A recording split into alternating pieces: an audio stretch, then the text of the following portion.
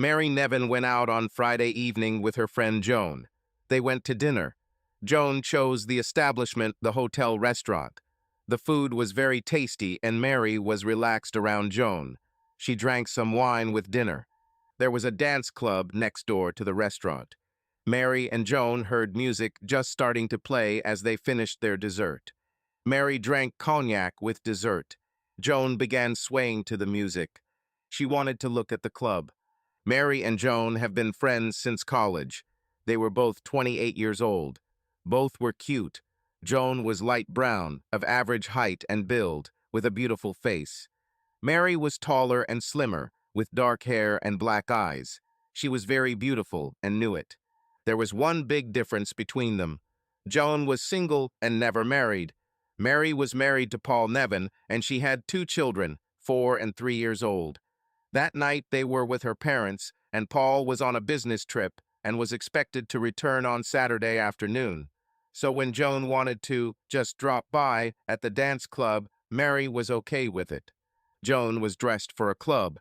A short dress, not too loose, red, high heels. Mary's dress was sleeveless. The skirt was loose and fell below the knees. She wore high-heeled sandals that matched her blue dress. They looked into the entrance of the club. The guy on the door was always interested in letting single women into the club. He gave them a card for a free drink. They entered, walked slowly to the bar, and ordered. Joan took a gin and tonic. Mary took another cognac.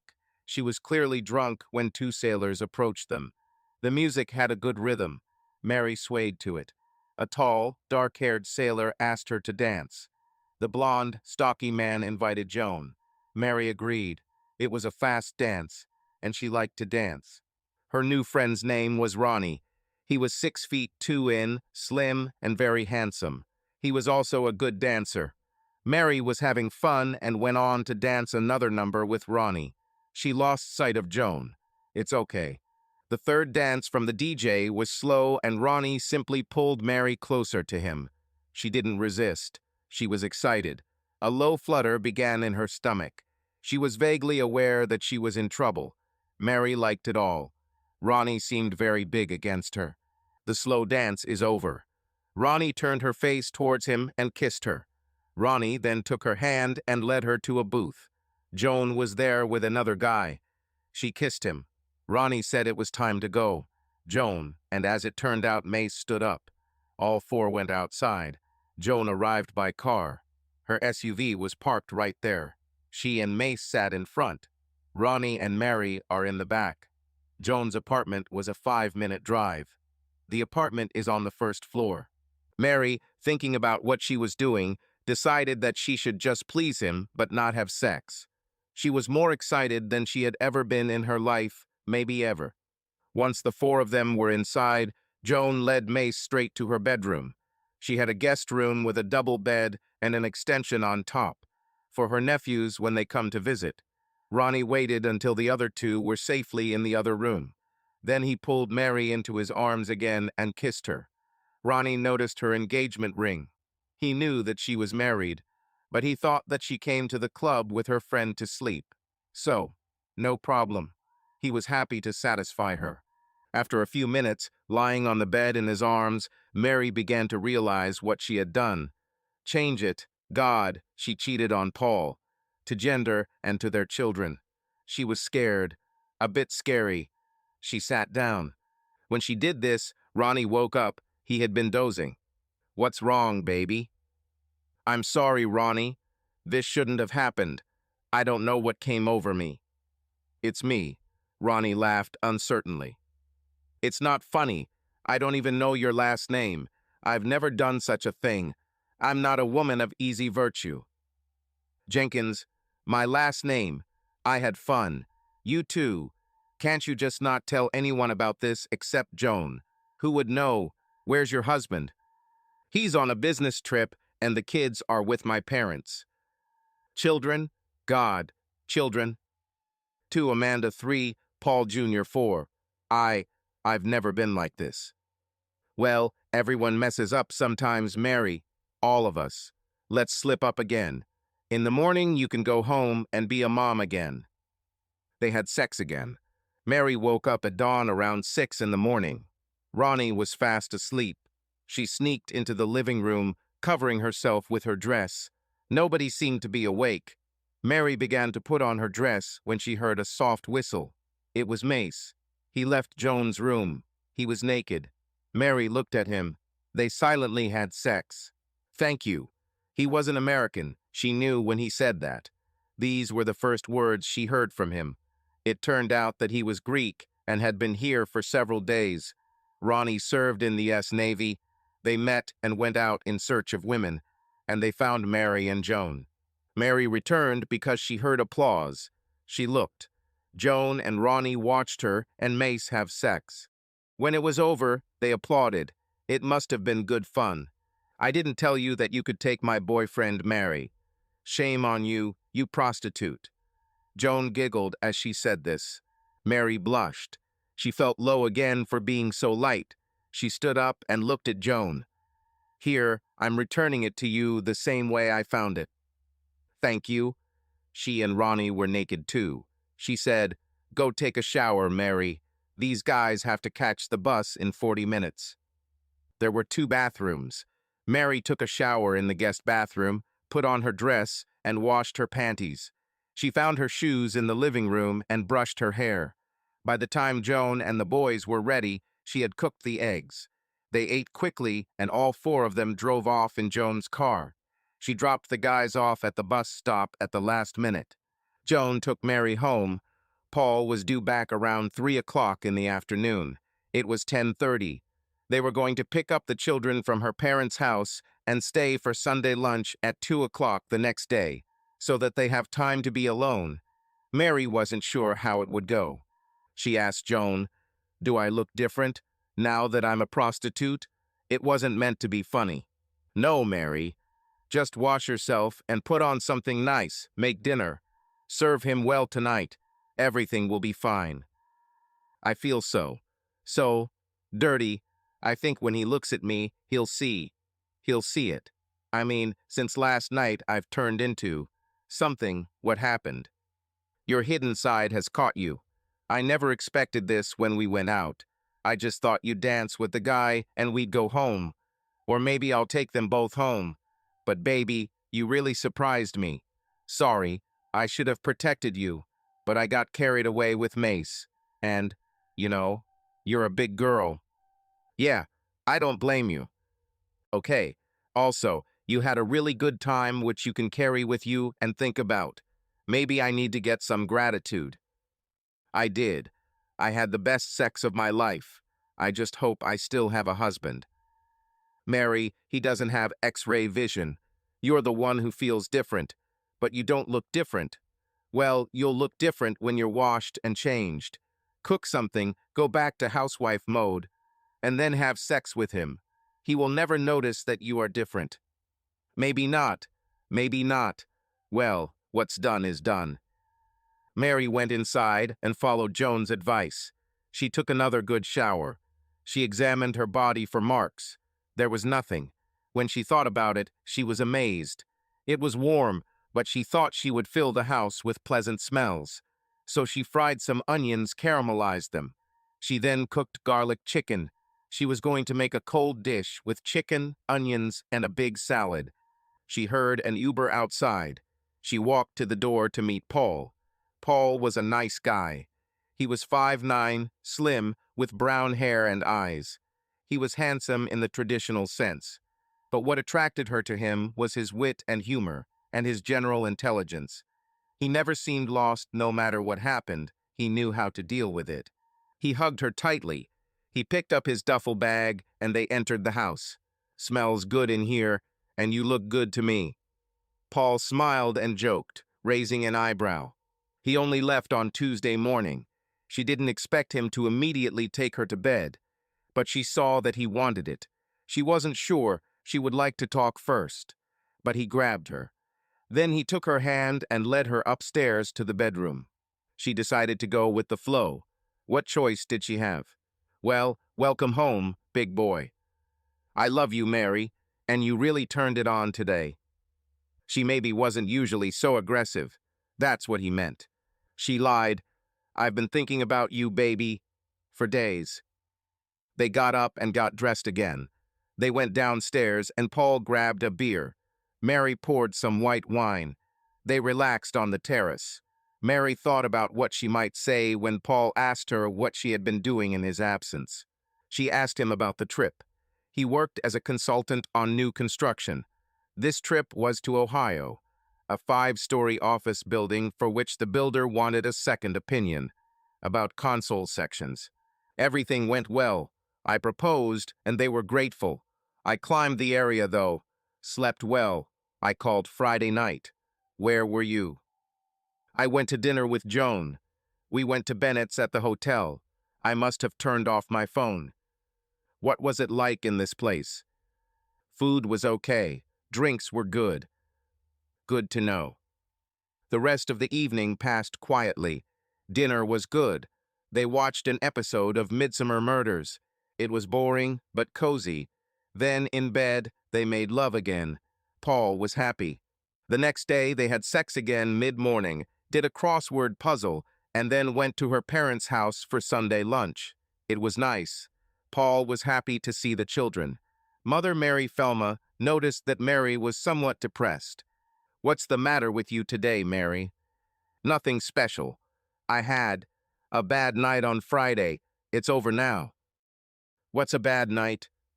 "It's none of your concern, Mom." Mary breathed a sigh of relief when they returned home in the evening and put the children to bed. They watched football for a while. Then Paul started pestering again. Mary didn't want sex, but she thought she owed it to Paul. So they're at it again. Mary tried her best, and Paul was pleased. But Mary, not so much. She thought about it later, after Paul had fallen asleep. Mary hoped she hadn't been spoiled by sex with Paul after her fantastic experience on Friday and Saturday. She decided that she would have to improve her performance, perhaps by fantasizing about Ronnie and Mace. Maybe she can be slutty for her husband. How she was the first time. Then she thought that she might need to recharge her batteries from time to time so that she could use fantasies to save her marriage. She started giggling, and she thought about how often she would have to do this and how it could work. She dozed off. Paul returned to work on Monday, and Mary took the children to preschool, then went to her part-time job as an accountant. Joan worked there too. When Mary arrived, Joan looked at her. During a coffee break, they discussed the events. Mary said Joan was right. Paul didn't notice any change in Mary, but Mary noticed the changes. She didn't enjoy sex with Paul. Joan said, "You have to find something to excite you when you're with him. You can try thinking about those two guys." I did. I felt guilty. It worked the first time. Then I felt guilty. Last night, I thought I might have to have some great sexual experiences just to help with Paul. And when I thought I wanted sex, but Paul was asleep. Just see how things work out. I wouldn't be looking for more lovers right now if I were you. Right? They returned to work. During the day, Mary actually thought about those two very attractive men she had sex with just a few days ago. The idea of having sex with Paul while thinking about them began to seem acceptable. She'll try it tonight after the kids are asleep. She picked up the kids from preschool and cooked dinner. Paul came home at 6. They had a nice dinner with the kids. She really loved Paul. He was a great father, and in bed he tried. He almost always satisfied her before her adventure. The children went to bed at 8. Paul was drinking beer in the living room when Mary, wearing only a tank top, sat on his lap. She took the beer, drank a little, and put it aside. Then she kissed Paul. "I want it now. Here." She used a commanding tone. She stood up and took off her dress, standing naked in the living room.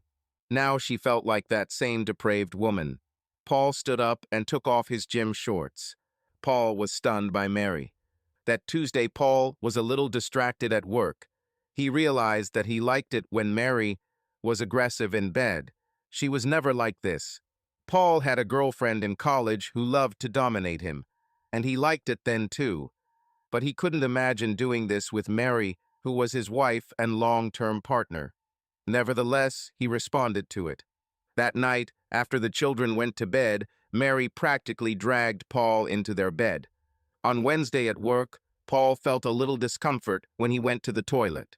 He became worried. He made an appointment with his GP that same day. When he went, a young physician's assistant was assigned to see him as an emergency patient. The physician's assistant was a young woman in her early 20s. Paul was confused. He explained his problem. Susan, the physician's assistant, immediately understood his problem from his description. She asked him to pull down his pants and examined him.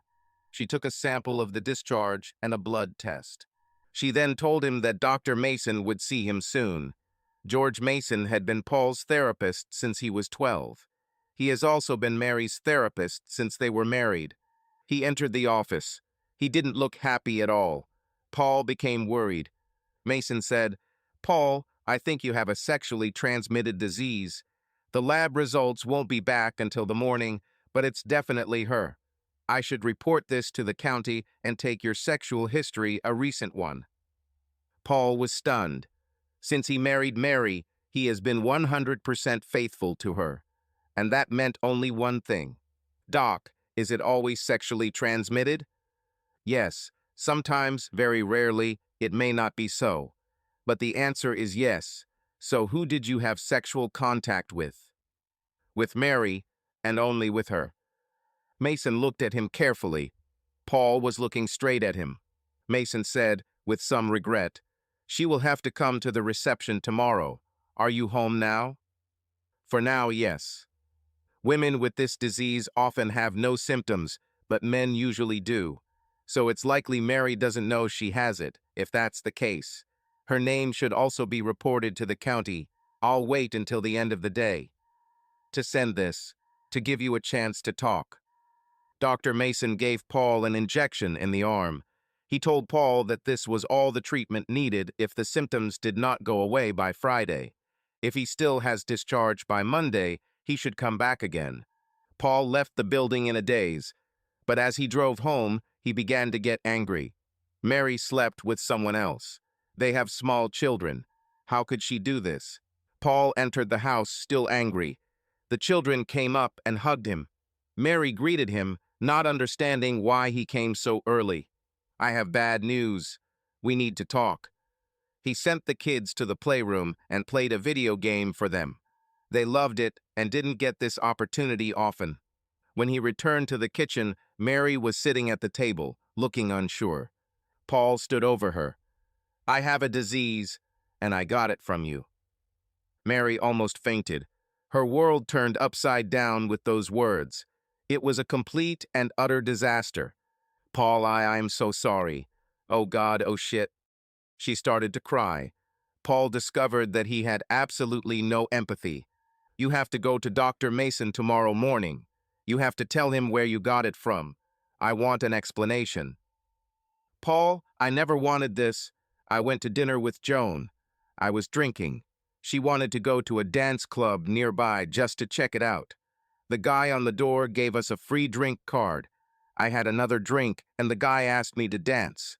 And I found him attractive. Then Joan started an affair with his friend. She wanted to go to her house, and I agreed." "And was it worth it? Sex?" "No, I liked it. Suddenly, I became an overweight woman of easy virtue. I can't explain it any more than that. And there's something else. In the morning, I slept with a second guy. They were sailors, but the second guy was from a foreign navy." She lowered her eyes. "Sorry. You had unprotected sex with two men you met that night." Paul was in despair, but it grew out of it. He started to get angry again. "My God."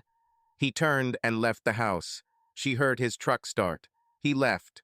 The children heard the last cry. They entered the room crying. Mary was crying too. But she stopped and calmed them down. She wondered if Paul would ever return. Mary picked up the phone while the kids were eating snacks. She went into another room and called Mason's office. She agreed to come there in the morning. Then she called Joan. Joan replied, "How are you, Mary?" "Oh, Joan, I infected Paul. I'm probably infected too. And you probably are too. But you didn't have sex with Ronnie." Damn, are you sure? Paul has already been to the doctor. You need to go tomorrow and tell them who you had sex with. I'm going to see Mason at 8 o'clock in the morning.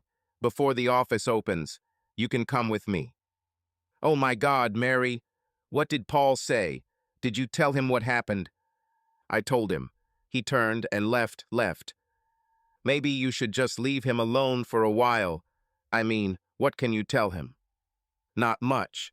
I myself don't understand what happened, so I can't explain it to him.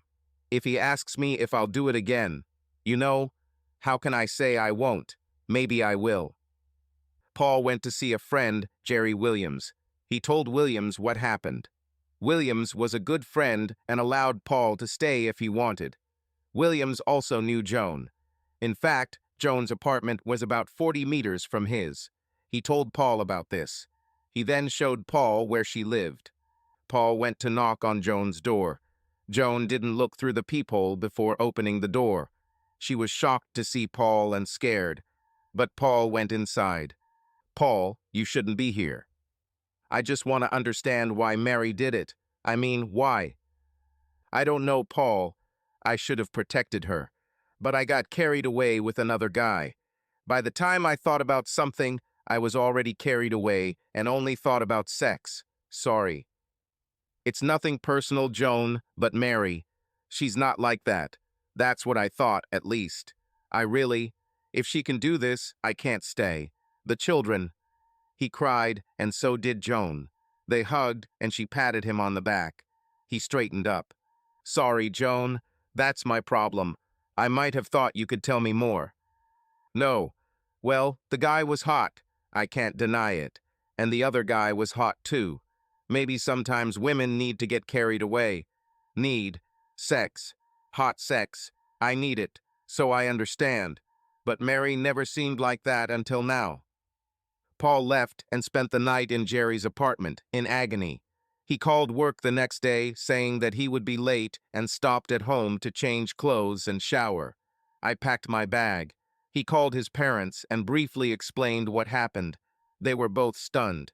Mary and Joan went to see Dr. Mason, both met with the doctor's assistant Mason, then entered the room with both of them. He had positive results from Paul, so he was inclined to give Mary the injection, but he didn't. He told them both to come back the next day. They all assumed that they would both need injections, but Mason realized that Joan had sex with only one of the guys, so maybe she was okay. They were both asymptomatic.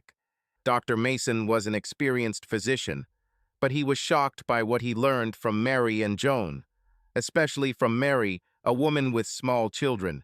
After the consultation, he returned to his office and called his wife to talk. Paul went to work and then went to his parents' house for dinner. Mary called his mobile phone, but he did not answer. He had a laptop, and she sent him an email. She sent him a text message. She only wrote that she loved him. He must return home for the sake of his children. Paul had dinner with his parents, Dan and Ellen.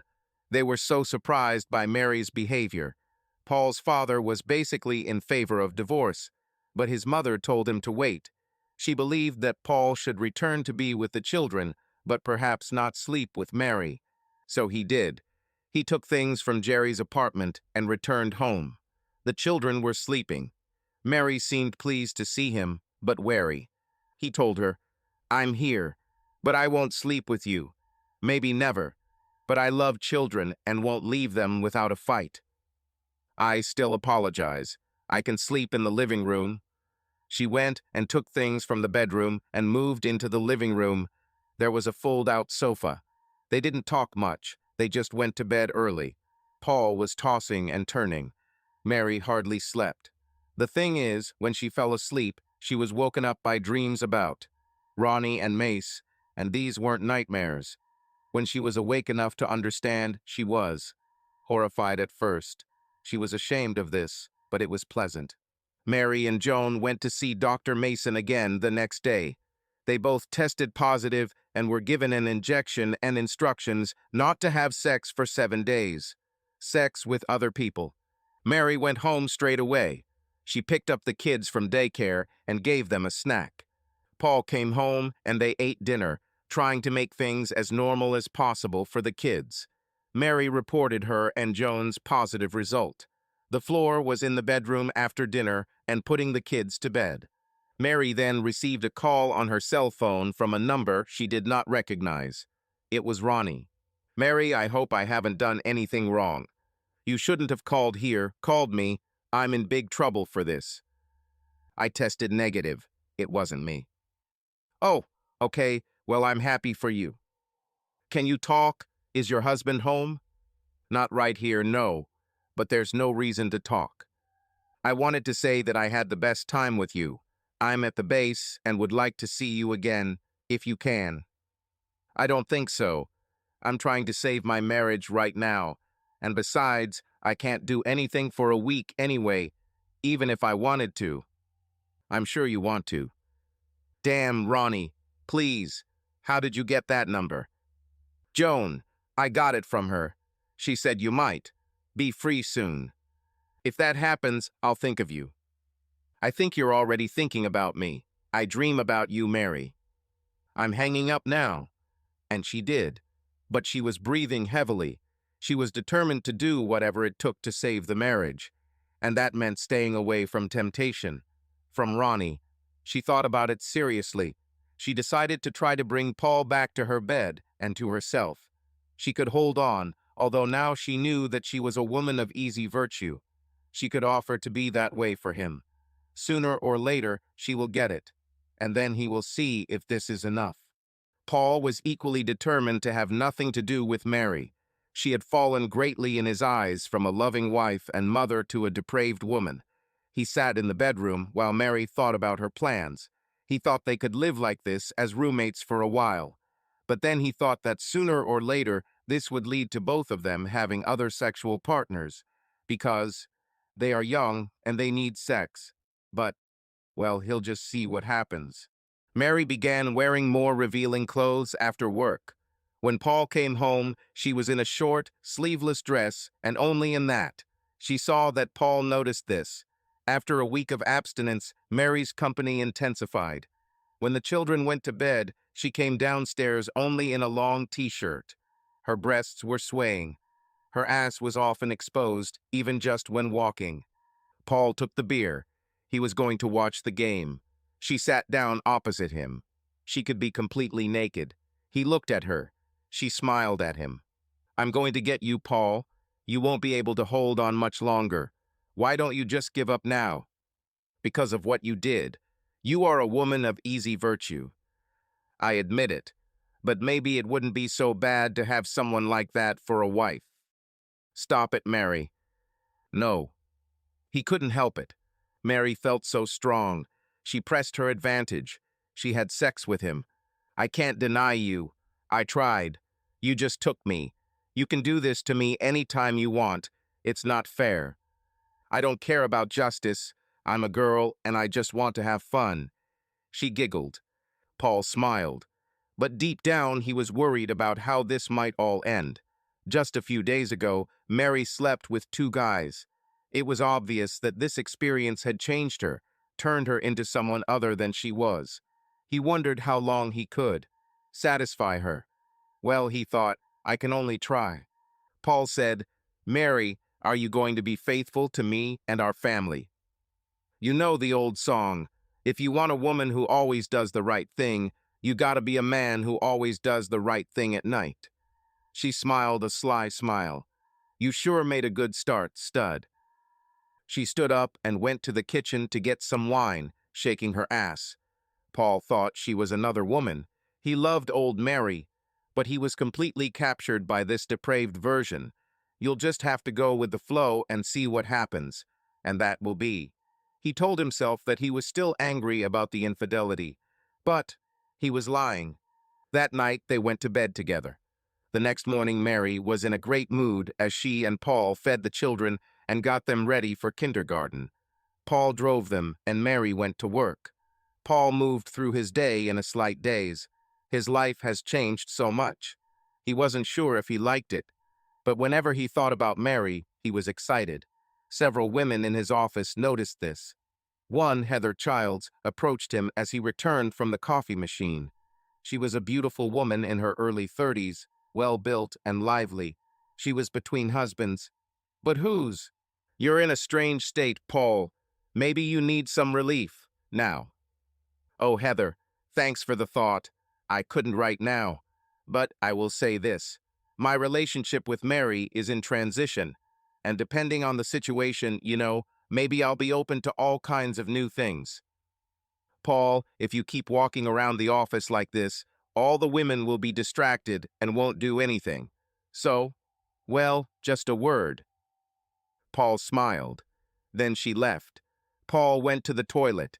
When he came out a few minutes later, Heather looked up at him from her desk, which she assumed was security for the restroom. Oh, Paul, I'm offended. But she laughed. Two other women also laughed. But Paul returned home without further visits to the toilet. He cooked hamburgers and made salad while Mary played with the children. She tumbled on the floor and laughed with them, like the old version of her. They had dinner, read bedtime stories, and turned off the lights in the room. Paul went to the kitchen and cleaned up. Mary waited until he finished, then pulled him to bed. She was just as aggressive as the night before. She attacked him. He couldn't resist when she wanted him. Sex was not entirely in her control, only when she wanted sex. Several days passed without a break from Mary. Paul was a young man 28 years old. He was in good shape and had stamina. After 2 weeks, he was exhausted. But strangely enough, this did not stop him from continuing when Mary wanted him. They both suspected, but didn't say out loud, that Paul liked to submit to Mary in bed. But they didn't talk about it. 2 weeks later, Paul said to Mary, after the children had gone to bed, "I need a day of rest. I'm exhausted. I know you can get me if you want, but I'm asking for mercy tonight." Mary smiled at him. Paul and Mary enjoyed wonderful sex for several months. Paul had almost forgotten about the night of his betrayal. Almost. Mary never forgot. Ronnie called and asked if she was ready. Is her husband ready to let her come to him? She always said, not yet. Mary and Paul went to his company's corporate party at the hotel. Dinner and dancing. They both got dressed. Mary looked great. Paul too. After dinner, the dancing began. Mary attracted several men who asked her to dance. She wasn't thrilled with them, but agreed. She wanted to help Paul with his work. Paul was also busy dancing. Heather led him away from the table for 2 dances, then Susan from accounting and Betty, her boss. All 3 danced close to him and did not hide it. When Paul finally returned to the table, Mary was impressed. She could see that Paul could easily have sex with these 3 women, maybe even with all of them at once, but he was their boss. This could be a problem. On the way back home, Mary said, "Those women all wanted you, baby. I'm surprised you didn't take advantage, especially Heather." "I'm busy, Mary. You keep me busy every night." She laughed. "You like it, but maybe you want to be the one who takes it. You could take any of these 3. "What are you suggesting, Mary?" He turned the car into the garage. He paid the nurse, who went home. Mary then took Paul, again. Afterward, Mary said, "Paul, all this sex is great, but maybe I saw how attracted you were to those women." Paul turned to her. "Who do you want to have sex with?" Mary blushed. "I like the guy who seduced me, Ronnie. He calls. I turned him down many times. He is persistent. I don't want this. I can't stand it, I don't think." "Well, even if you're with other women, like in an open marriage." "I don't want that. Sex with that Ronnie guy must have been great, if you say things like that." "It was great, Paul. I won't lie. And our marriage got so hot after that. You want Heather, and I want Ronnie. After we sleep with them, we'll have a lot of hot sex. I want it. I know you'll like it." Paul didn't say anything. They didn't discuss the idea of an open marriage further that night, but Paul was scared. It was one thing for Mary to stumble on a drunken night. It's another thing entirely when she's going to sleep with this guy again. He was afraid that the sex was so much better with Ronnie that she would risk the marriage for one more time. Mary thought she was well on her way to convincing Paul to have an open relationship. Sex with Ronnie was truly the best experience of her life. She liked to dominate Paul, but the thought of Ronnie would not let her go. Mary called Ronnie. They agreed to meet the following weekend. She will come to him after work on Friday and stay until Sunday afternoon. But he asked, "What about your husband? Is he okay with this? I don't want any trouble. He can go to my commander." "He won't. I told him he's going to have sex with the woman at work who's always chasing him." "And he agreed?" "Well, he'll agree." "Mary, if he objects, we won't be able to do this." "Got it." "Yes, he won't be a problem." But he was a problem. Mary sat down with Paul after the children went to bed on Sunday. "Honey, I've made an appointment with Ronnie for next weekend, from Friday night until Sunday. So if you want to be with Heather, we need to find a babysitter or talk to your parents." "Mary, I'm not going to do this. I want you to understand clearly that if you go to that guy or anyone else, it's the end for us." Mary was stunned. She thought Paul would, well, submit to her. "I'm not bargaining, Paul. I made an appointment. I want a meeting. Everything will be fine after. It will be great for us." "Mary, the answer is no. No. You want to tell me no, what are you going to do, get a divorce? I don't think so. The kids will be with me. Y'all have to move. Maybe Ronnie will move in with us, so it's going to happen. Find Heather." "I won't. I won't be with Heather. If you do that, I'll divorce you. I'll at least get a visitation." Damn, this could be so good. Paul stood up slowly and walked into the kitchen.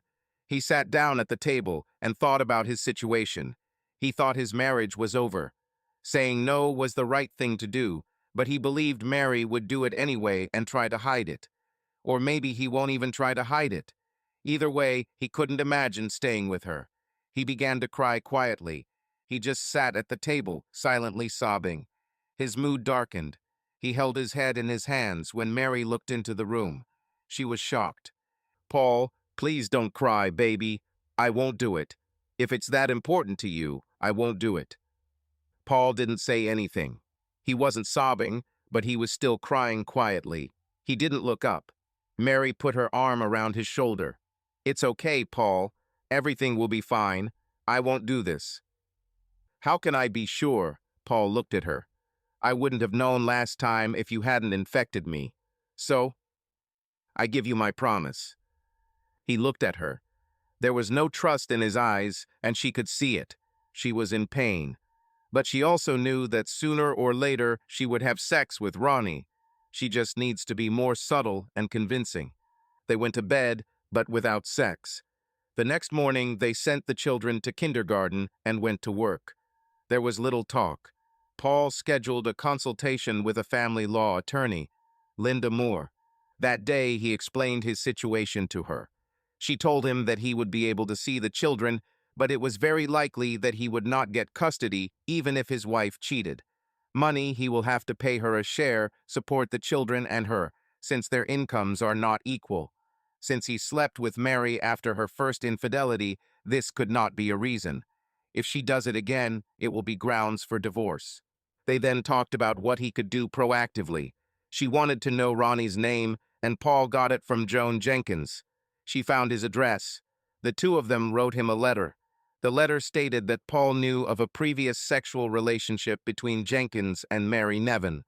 Paul also knew that they had agreed to have further sexual relations over the weekend.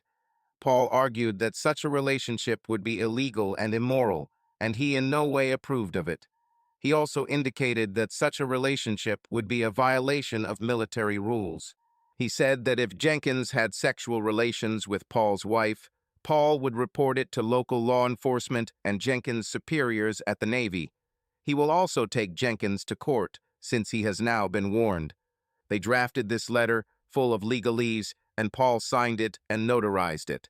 They then hired a courier to deliver it to Jenkins in person. Paul also paid for surveillance to be installed in their apartment the next day when Mary was not home. He also installed the program on her mobile phone while it was charging in the evening. Paul had another business trip in 2 weeks. Paul returned to work and left a little early. He came home, and was there when Mary brought the children. They had a pleasant evening playing with the children. Mary prepared dinner, chicken fried with rice and onions. While the children were being read bedtime stories, Paul received a message that the letter had been delivered. He and Mary went downstairs. They barely spoke, and Mary was not dressed seductively. Paul didn't feel ready for seduction either. About 40 minutes after the message, Mary's phone rang. She looked at him and walked into the kitchen, away from Paul. He moved so that he could hear but not be seen. "You shouldn't call. I told you." "What? Are you kidding? What exactly is written there?" There was a pause. "That bastard, I'll contact you later." Paul returned to the living room. Mary burst in. "What have you done? You sent Ronnie a threatening letter. You bastard." "I'm trying to save our marriage. He's a threat to that. I'm doing what I can." Damn it. He won't come near me now. You ruined everything." "I hope so. If you want other men, we're getting a divorce. You promised me you wouldn't. You promised me when we got married, and then after you messed up. I told you it would be fun for both of us. An open marriage. A lot of people live like that." "Not me. Not me, Mary. Not now, not ever. If this is what you want, we need to break up." Mary ran upstairs and slammed the bedroom door. Both children woke up and Paul went to calm them down. He then settled into the guest room. He tried to read the book, but only got worried. He heard Mary talking on the phone, but could not make out what was said. Mary called Ronnie from the bedroom. In a previous conversation, Ronnie told her that they needed to cool down. He couldn't risk everything Paul had promised to do. Now Mary called him back. "Ronnie, I'm sorry about all this. I thought I could convince Paul. I couldn't. And now I don't think he trusts me to keep my word. That's why he sent that letter." "Yeah, well, it worked. We could have had a good time, but it's not worth the risk. For me, and honestly, for you too. You have kids, a family. I'm sorry for possibly disturbing that." "I see. I again sorry. This could be great." "It was great. I hope your family survives. But Mary, if not, don't call me anyway. I don't want to be your holy grail." "Oh, I see. You mean it." "Yes, I'm really sorry. Everything you've been through, and he's been through too, part of it is on me." They said goodbye. Mary put on her nightgown and went to bed. She needed to think. Paul was also lying in his bed in the guest room, not very comfortable. He made a mental note that he needed to buy new mattresses for the room. But he was stuck thinking about the future. He was stuck because although he loved old Mary, he wasn't sure about this Mary. She was an excellent sexual partner and knew how to appeal to his submissive side. But this may not be the basis for a long-lasting partnership. Let's assume he went through with the divorce, even if it prevented further infidelities as he intended. How long? He wasn't going to spend all his time watching Mary closely. And even if he did, she could still cheat and it might go unnoticed. He didn't make any decision. He decided to let things die down and see what happened. But he knew he had to be careful not to let Mary put him down again. Mary also made this decision, but for different reasons. She believed that she was still in love with Paul. He was so good with children. He made good money. He was smart, funny, and well-read, and the sex was good. Before and after they discovered her ability to control him. But sex with Ronnie, and also with Mace, was better. She felt she could have better sex with other men than with Paul. She could just go to a dance club and find a hot guy. A bit risky, she learned, but probably not so possible if she were a single mother. She didn't want to be a single mother, no matter how much Paul could help. She wanted Paul, and she wanted sex with strangers, so she decided that she would have to see how things would develop. It's always possible that the marriage was irreparably broken, and Paul lost all trust in her. They both decided to take a wait-and-see approach, take a closer look at each other. They had been wary of each other all week. Paul was still sleeping in the living room. They brought another set of mattresses, and it replaced the old ones. He began to sleep better. He was getting used to this routine. Mary became increasingly frustrated. Friday came the day she was supposed to have sex with Ronnie. She left work, texted Paul that she was going to Joan's, and went to Joan's apartment as planned. They drank wine. Mary explained what was happening. Joan said, "It could have been worse. You could have gotten a divorce. I mean, you really messed up." "No doubt, but I had the experience and I liked it. Why should I settle for less? To stay married, that's why Paul is a great husband, and he satisfies you in bed. Not every woman can have what you have with him. He can be your slave, except for the idea of an open marriage." Mary smiled. The reminder of how much power she had over Paul in their daily sex life was nice. She said, "Maybe you and I could dominate him together. You could have sex with him, and then I could find a boyfriend." "Are you offering me your husband?" "He'll do almost anything. Just think." "I think, God, I've always liked him." "Anything you want, as much as you want. He's obedient. You can come over for dinner tonight, and then we'll just take him and do whatever we want with him. You like him. I've seen the way he looks at you." "Oh, that's tempting, but it could ruin your marriage, and he might be happy about it, but still won't agree to an open marriage." "We can only try." Mary laughed. Joan too. Mary said, "We'll arrange it for Thursday before he leaves." Mary returned home. Paul had prepared dinner, and he and the children were already eating. Mary sat down and took over with them. They played video games as a family. Then they put the children to bed. Paul was watching TV when Mary came in wearing her sexy t-shirt. She sat opposite him with her legs stretched out, her toes pointing. Paul was instantly excited, but he was determined to resist. "Mary, I see what you are doing.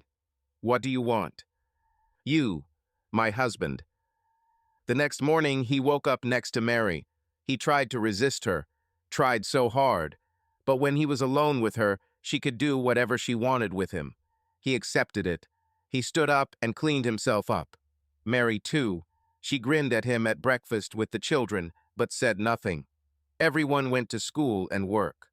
Paul was really depressed. He felt trapped. He needed to get away from Mary.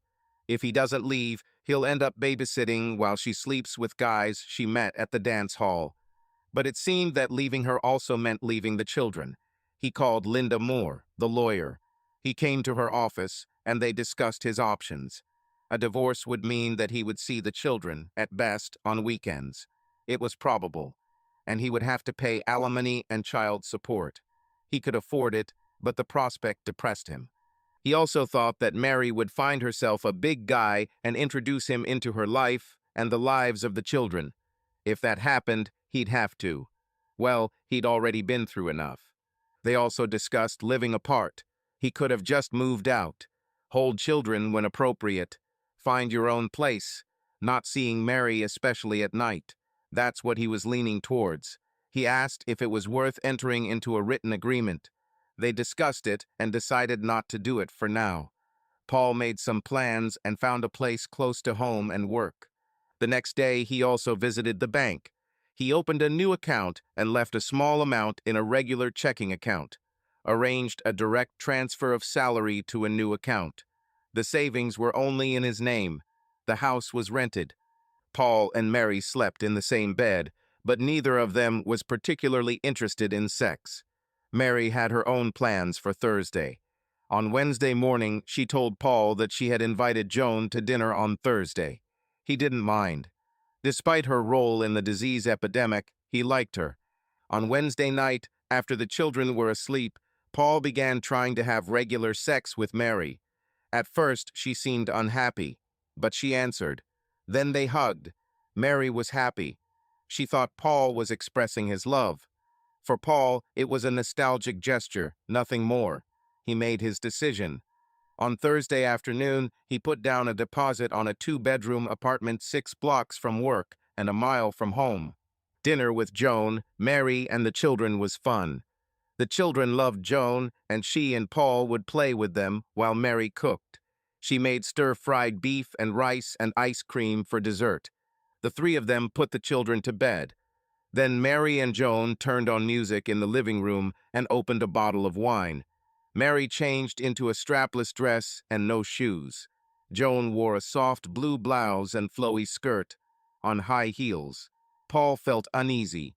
Mary sat down next to Paul on the sofa. Joan sat down opposite them in the chair. I'm going to take you in front of Joan. She wants to see what I can do. Paul was both horrified and excited, being crushed by Mary right in front of Joan.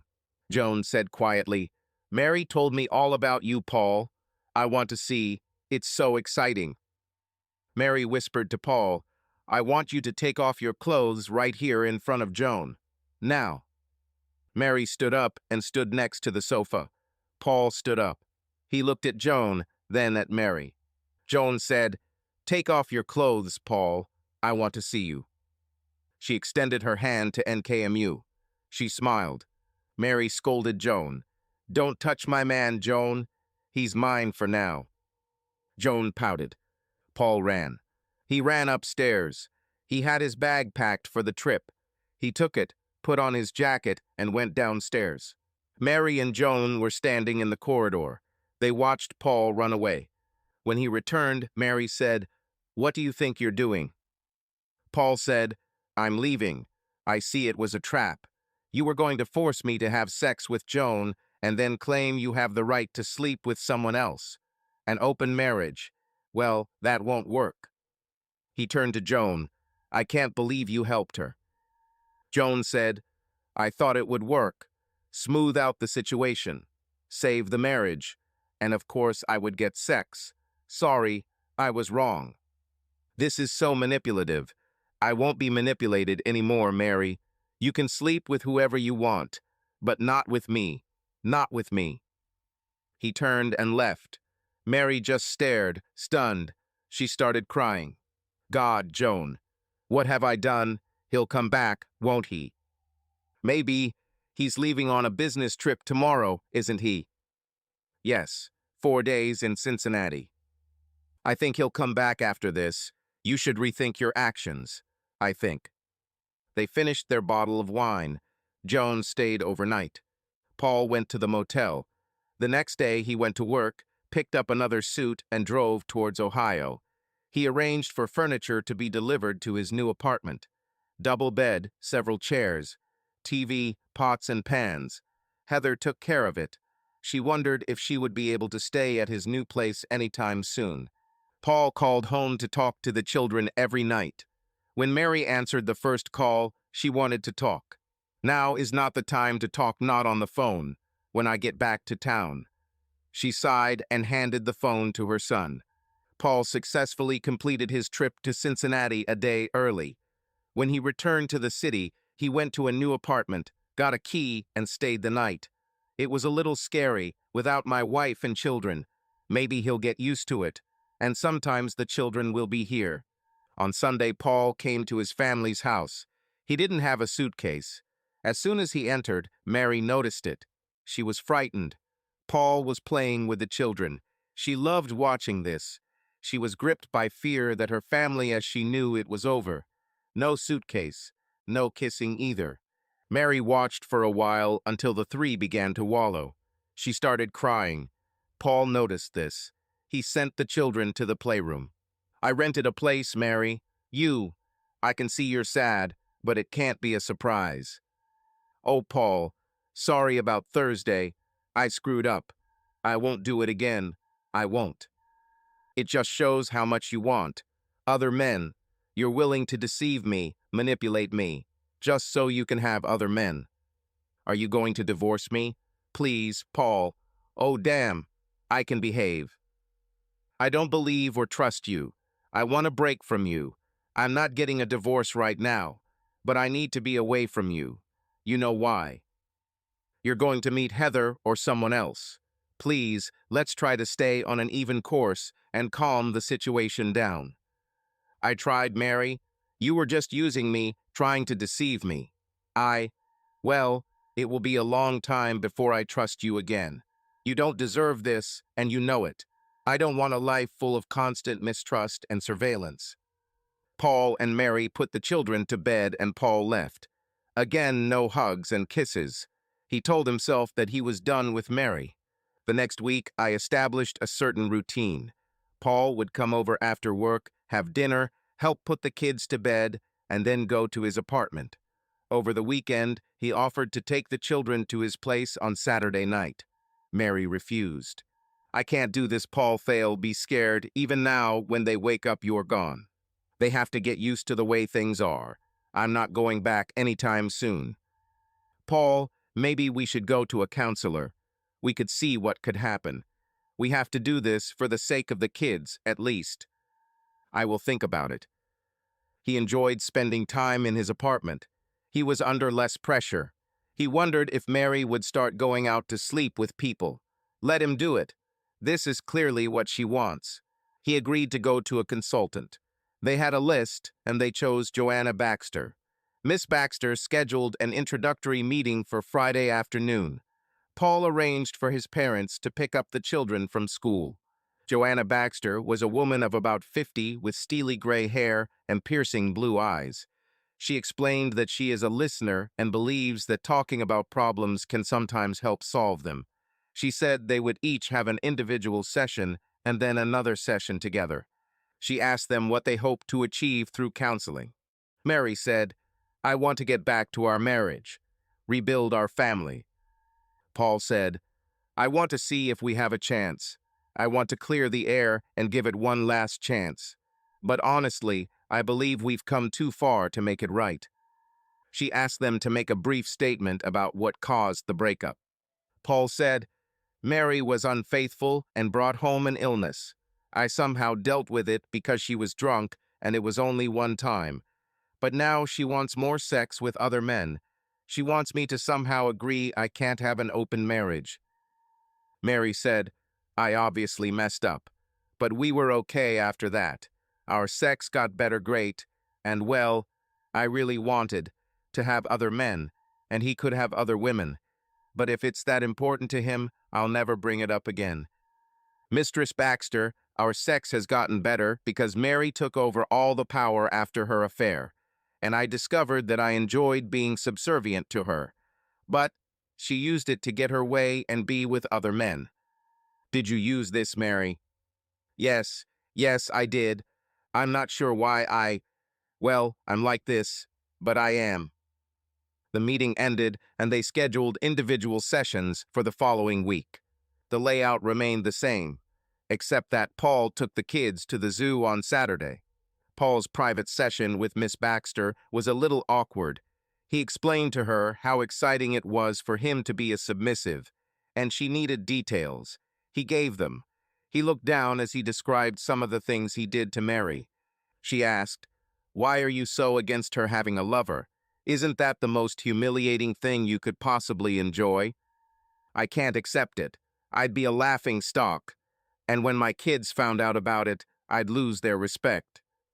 So it's a matter of ego. Call it what you want. If we didn't have children, I would have divorced her after the illness incident. Is your position that you would never accept another betrayal? Suppose she was discreet and it happened maybe once a month." "No. Are you on her side?" "Not really.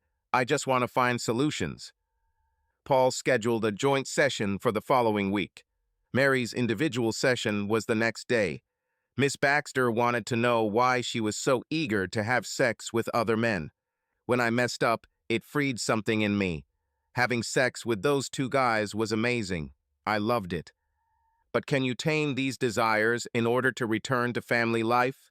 Do you even want this?" "I want to. In a way, I do. I just wish that Paul would be more compliant. After all, after that wild sex, the sex became much brighter, until we caught the disease. That probably should have alerted you." "No. Well, he found out about the night of debauchery.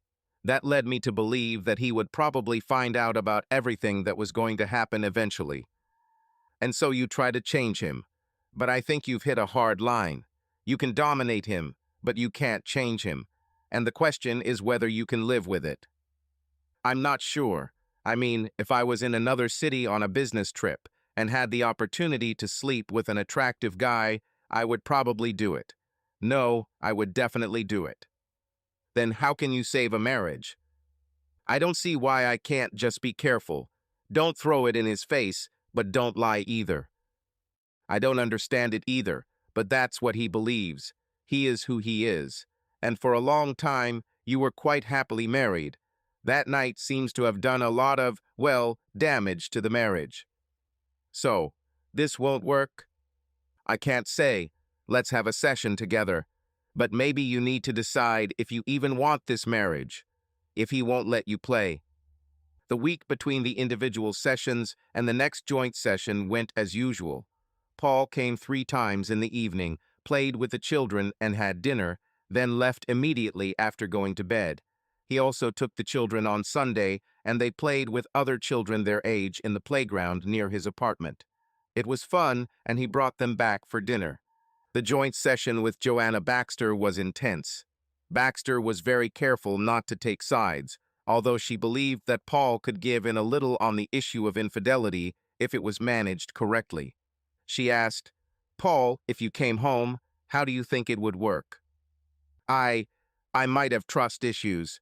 Looks like Mary wants his adventures more than family, perhaps even more. The last betrayal could have been hidden from me forever, if not for the illness. How would I ever know what she was doing? That's a problem. But last time you had no warning, and you didn't look too hard. Not at all. But when she was so excited when I came home, I wondered a little. But she suppressed me. She suppressed me when I found out. She could suppress me if I came back. Mary said, "I would only dominate if you asked." She paused. Politely.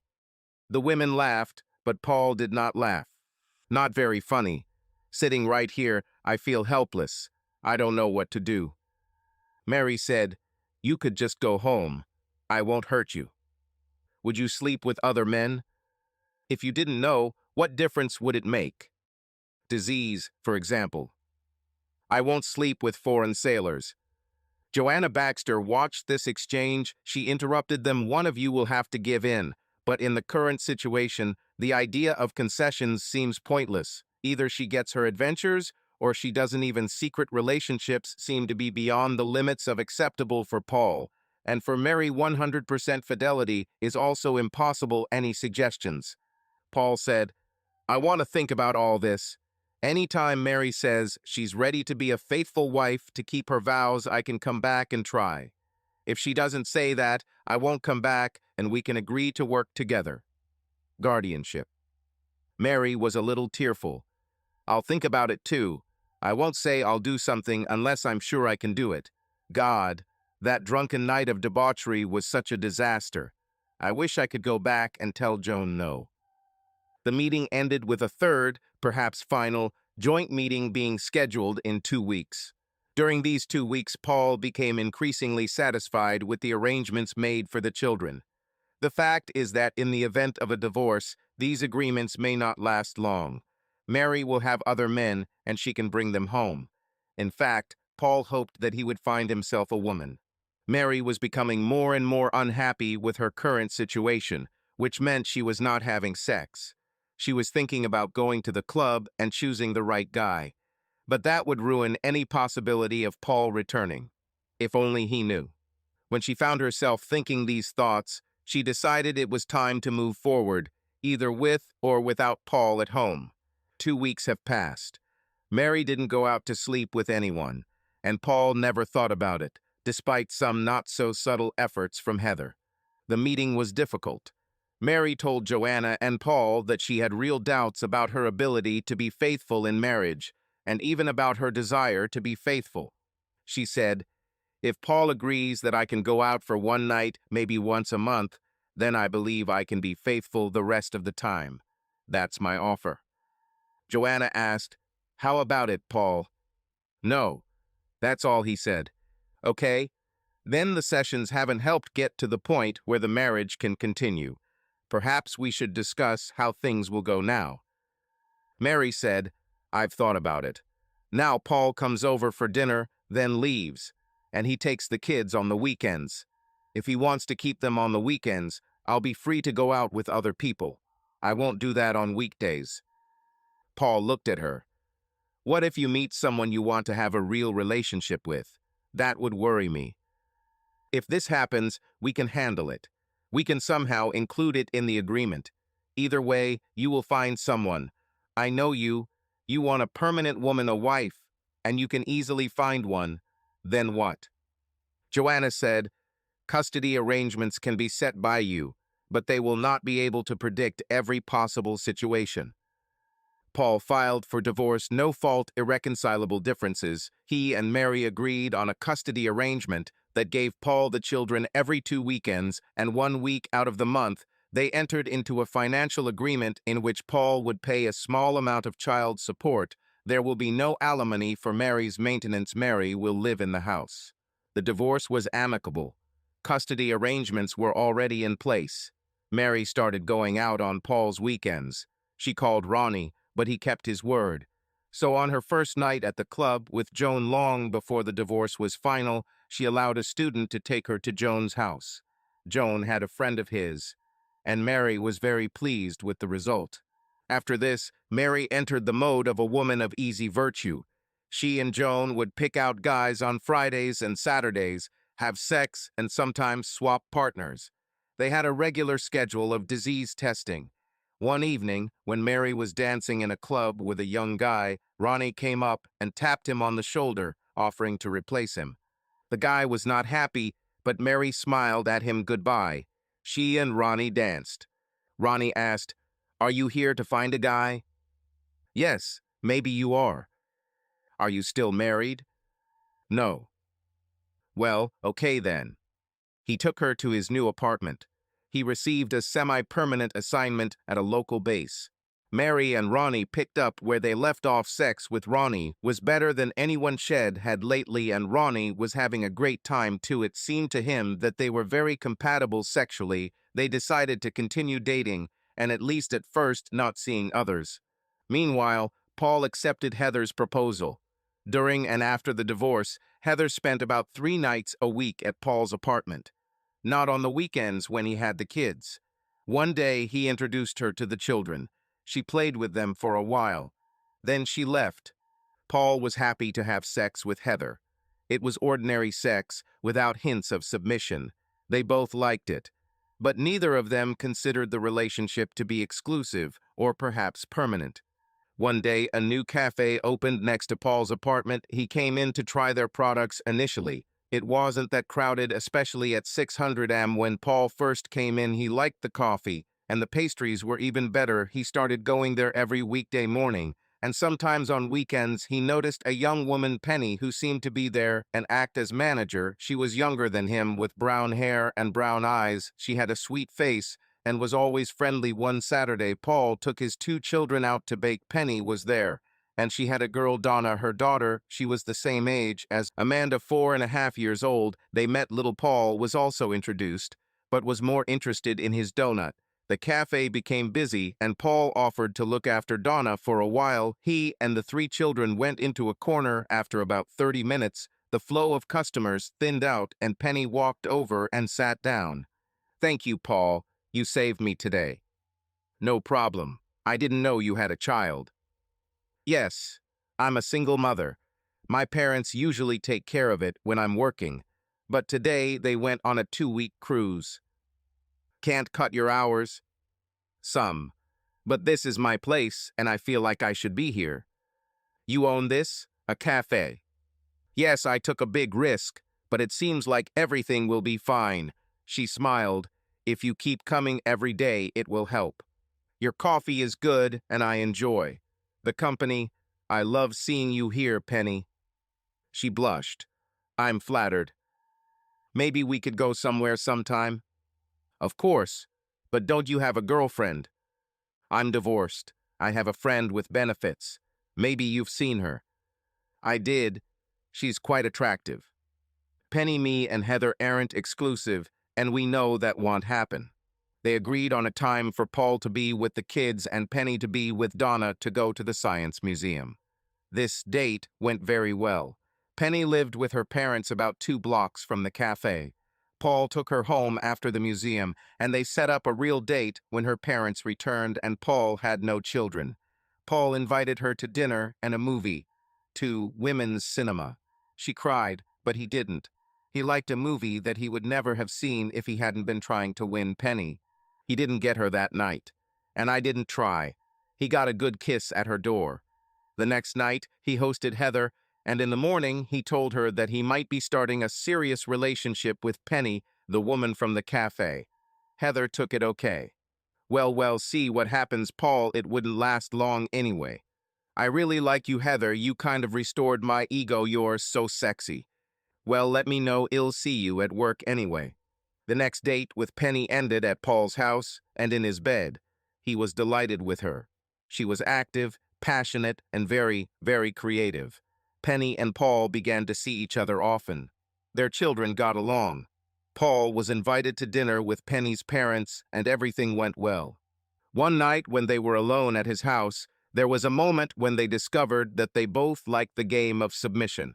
So all their sex was intense and rewarding. Penny and Paul went to a restaurant and club one Saturday when the children were supposed to be with Mary. It was several months later that Penny began sending Donna and Paul's children to Mary. It worked well. Penny and Mary met, and Penny saw no warning signs from Mary. But that day, when Paul and Penny just sat down at the table, they saw Mary and Ronnie at the next table, or rather in the booth. Paul was unhappy, mainly because he thought his children were with Mary. Where are the children? My mom came to babysit them. She loves them all, and they're used to her. Well, ours are. But Donna will be okay, too. Penny said, I wish you had told me. Yes, we decided to go when she came over tonight, so here we are. She turned to Paul. How are you, Paul? Paul looked at Ronnie with a level expression. He turned to Mary. I'm fine. That's all he said. Ronnie was out of sorts. He turned to Paul. I want to apologize for that night. I know it ruined your marriage. I never wanted that to happen. I was in shock. But you're still here. Paul's face was almost neutral, but not quite. Mary said he didn't come to me. He said he didn't want to be my holy grail. Ronnie added, we met at a club by chance, after your divorce, and, we always got along well. Paul looked. There was a pause while everyone waited for his answer. Ronnie seemed a little tense. Finally, Paul said, it's none of my business what happened after the divorce. I appreciate your holy grail position, but all the damage was done that first night. Penny watched this with interest. She had met Mary before, of course, but not for real conversation, and she never met Ronnie. Those two were sitting in a four-seater cabin. Penny turned to the hostess, who was nervously watching the exchange. Maybe all four of us can use this booth, save a table. The other three weren't so happy with the idea, but even if Penny and Paul took the table they were brought to, they would still be right next to each other, and Penny was interested in watching the dynamics. She trusted Paul not to attack Ronnie, partly because Ronnie was bigger than Paul and looked stronger. She thought it might be deceiving. Paul didn't look strong. He had a layer of softness that made him look weak. But he was strong, and she knew it. Of course, Mary knew this too, but perhaps not Ronnie. So the four of them sat in the cabin. Ronnie sat down next to Mary. He sat on the edge. Penny made sure Paul slid into the booth first. Just a little precaution. Penny was a little mischievous, but it was mischief, not malice. Paul and Penny ordered drinks, and so did the other two. Ronnie asked Penny what she did. I own the coffee shack, not far from our apartment. Mary said, Penny has a daughter, Donna, who spent some time at my house with the children. Ronnie said, I was at the coffee shack. It's a nice place, but not near the base. I don't think I saw you there. I'm not always there like I was at the beginning. Mary said, I don't know how you do it all, Penny. Paul helps. My mom helps. And I have good staff at the cafe now. Penny and Mary started talking about a clothing store that had just opened next to the coffee shack. Ronnie and Paul listened without saying anything. They ordered dinner. Paul asked Ronnie about his appointment in the Navy. I think I'm here for the long haul, or at least for a while. I have a job securing supplies for ships. It's a big responsibility, and the last guy messed up. I'm not there yet, so I expect to be here until I mess up myself. Paul asked him about the software they use to track inventory and provide order reminders, and they actually started discussing it. The women now had to watch, but both were pleased that the guys were polite, if not friendly. After they finished the main course, Mary suggested they go to the ladies' room, and Penny went with her. Mary asked Penny, "Well, how is he? Really?" "Yes, yes, really. We get along great. And the kids too, as you know." "Oh, okay. You want to know if I subdue him?" "Yes, sometimes." "Oh, I tried to push too hard. And we were done. I had delusions of grandeur. Don't make that mistake. Paul is a good guy." "I know. I want something permanent." He's cautious. "But I'll try. How's it going with you and Ronnie?" "It's still in question. We're doing great in bed. I'm not sure if he wants marriage. I'm not sure if I want it." They returned to the table. Paul and Ronnie were talking about baseball. Both knew a lot about him. The evening ended without any fighting. About a month later, Paul proposed to Penny. She threw herself on his neck and kissed him in agreement. They got married 2 months later. All the children and parents were there. Neither Mary nor Ronnie were there. Penny asked about it, but Paul refused. Gradually, Penny and Paul took on more responsibility for raising Paul's children. It was easier for everyone. Mary and Ronnie never became more than sex partners. Both started dating other people. Mary took men to her home, but not when the children were there. This restriction partly contributed to the children spending more time with Paul. Penny became pregnant a year after their wedding. She opened a second cafe. Paul took over some of the work in the coffee business, accounting, orders, and inventory.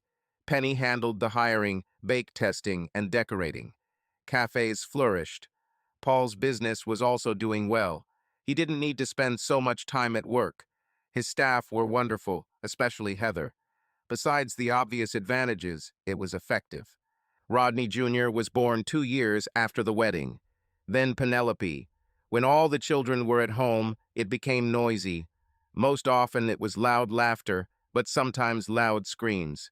As time went by, Penny and Paul were quite compatible, laughing at the same things.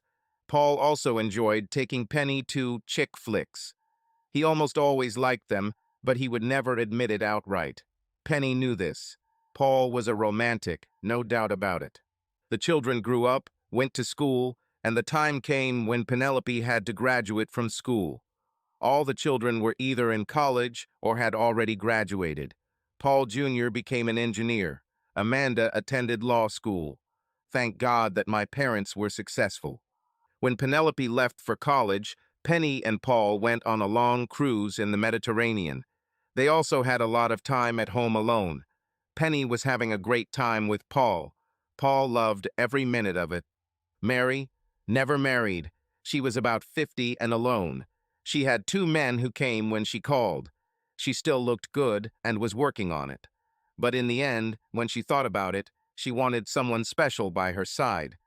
Just like Paul was before that disastrous night when Mary ruined her life. Subscribe to our channel so that your love doesn't cheat on you, and go ahead and listen to the next story, because this story is nothing compared to the next one. If you're under 18, don't even think, click to the next one.